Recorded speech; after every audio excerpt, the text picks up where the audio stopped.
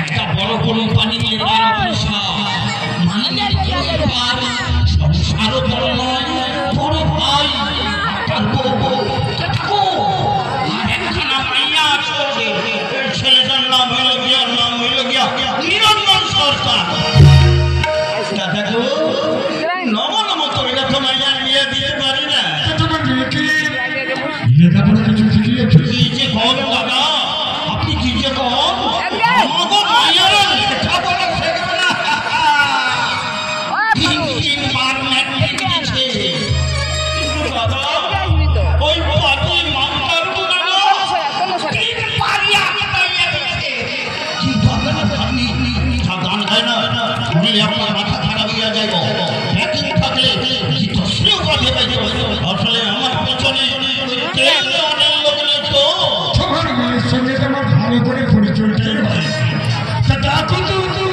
দেখি কেমন গান শুনেছি দেখাচ্ছি দেখাচ্ছি আমরা কম সময় নিয়ে একবার টাইটটা দেব আমায় ডেকেছো আমি তোর মামার কাছে একখানা গান শুনতে লাগে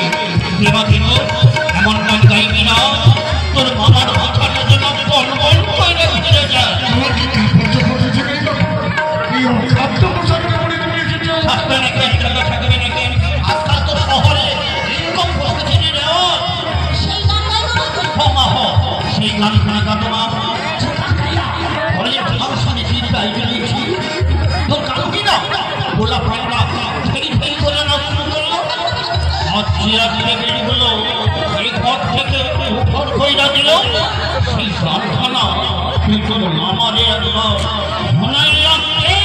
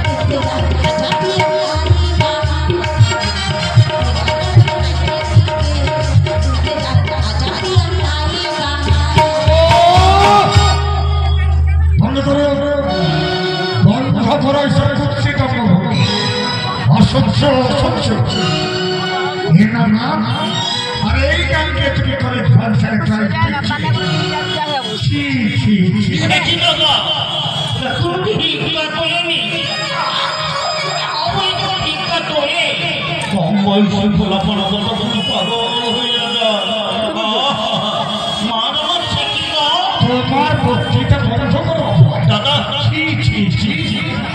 এই তোমাদের বুঝিব কেন বাংলার গানের ভান্ডারকে চরম কনফিউজ করে গেছি বাংলা গান হ্যাঁ বাংলা গান রবীন্দ্রনাথ নজরুল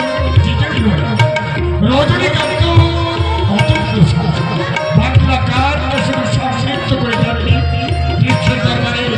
স্বমহিমায় প্রতিষ্ঠিত করে গেছে সে বাঙালি হয়ে এসব দুর্নীতিপূর্ণ গান গাইতে তোমাদের লজ্জা করে না ভাবতে আমার ঘৃণা হয় যে তোমরা বঙ্গসন্তান বাংলার গান আশুতোষকে যিনি কণ্ঠে ধারণ করেছে তোমাদের ভিত্তি মেয়ের মতো তুমি স্নান করছে বিশ্বকবি রবীন্দ্রনাথের জননী নোংরা হিন্দি গান গাইতেন না এই যে শোনো মহৎ সন্তানের জননী হতে হলে নিজের অন্তরটাকে মহৎ করতে হয়